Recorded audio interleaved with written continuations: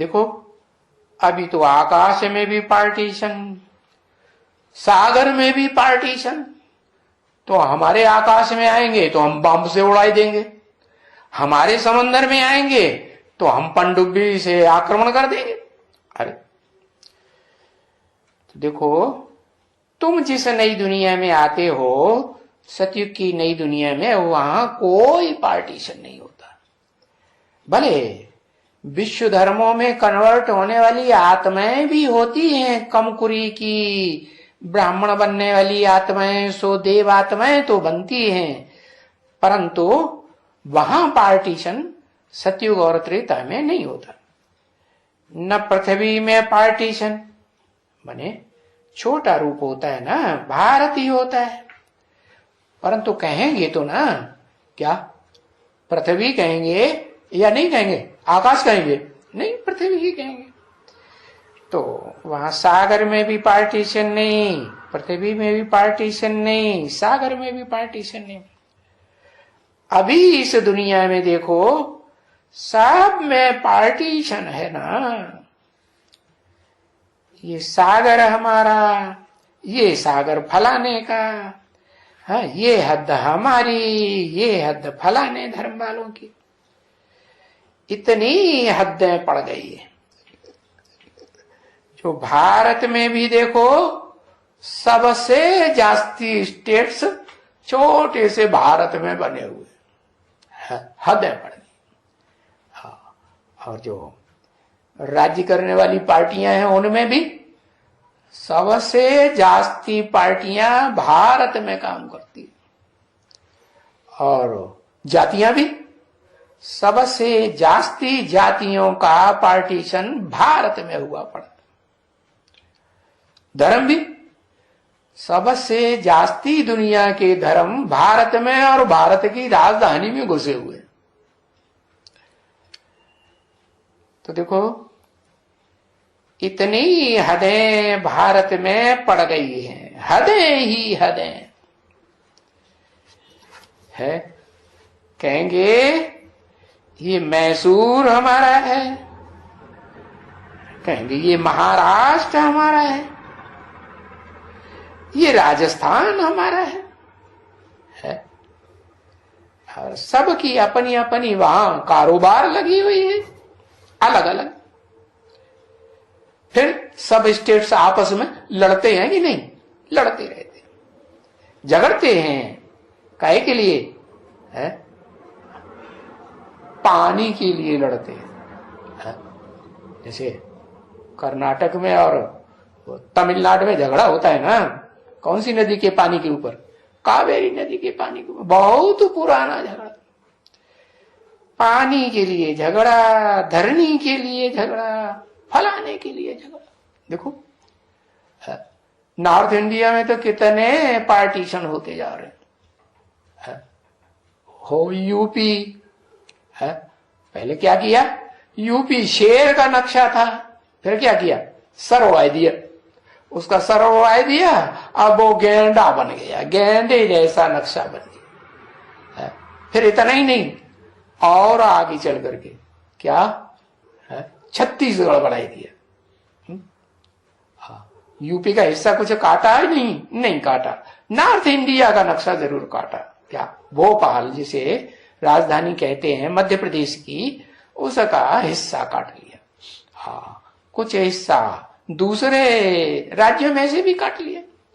तो पार्टीशन बनाई दी कि हम इसे के ऊपर राज्य करेंगे, ये लोग हमको वोट देते हैं तो हम ही राज्य करेंगे। तो देखो, धरनी के लिए, पानी के लिए, फलाने के लिए कितना झगड़ते।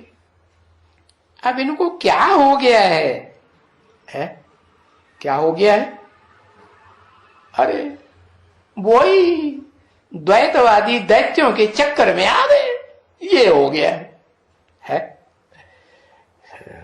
जो देवताएं थे वो अद्वैतवादी थे। अद्वैतवादी माने दूसरे को नहीं मानते थे, एक ही धर्म था है, और सारे देश में एक ही राज्य और एक ही मुख्य राजा। हाँ, उसी के अंडर में सब चलते थे।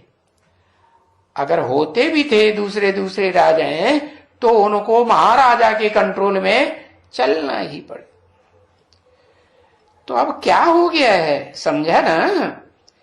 जिसके तुम सारे विश्व के मालिक थे, जिस भारत के है, वो विश्व अभी टुकड़ा टुकड़ा हुआ पड़ा है। देखो भारत में कौन कौन राज्य करते है? कौन कौन राज्य करते हैं? जितने स्टेट्स उतनी राजधानियां, और जितनी राजधानियां उतने राज्यपाल। उस राज्य की पालना करने वाले जो राजा बने बैठे हैं वो उतने उतने ढेर के ढेर हो गए। कितनी राजधानियां बनाई दी है। पहले जब तुम विचार करेंगे सतयुग में तो वहां तो एक ही राजधानी थी। क्या सतयुग में भी एक ही राजधानी, और त्रेता में भी एक ही राजधानी। राजधानी माने राजा की धारणा शक्ति एक ही थी।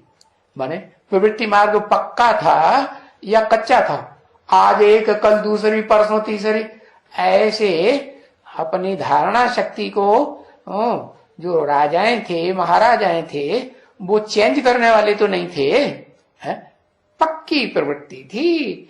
जो पक्की प्रवृत्ति ऊंचे ते ऊंचा भगवान, ऊंचे ते ऊंचा भगवंत आकर के स्थापन करते। एक ही राज्य था, है? एक ही राजा का राज्य लागू होता था, कानून लागू होता था। अभी क्या है? अभी जो बैठा गद्दी पर वो अपना नया कानून डाल देता है, पुराने कानून को तोड़वाई देता है। तो रोज कानून बदलते रहते हैं, और कानूनों की संख्या रोज बढ़ती रहती है। इतने कानून बन जाते हैं कि साधारण प्रजा तो जिसकी संख्या सबसे जास्ती होती है वो तो उन कानूनों को समझ ही नहीं सकती।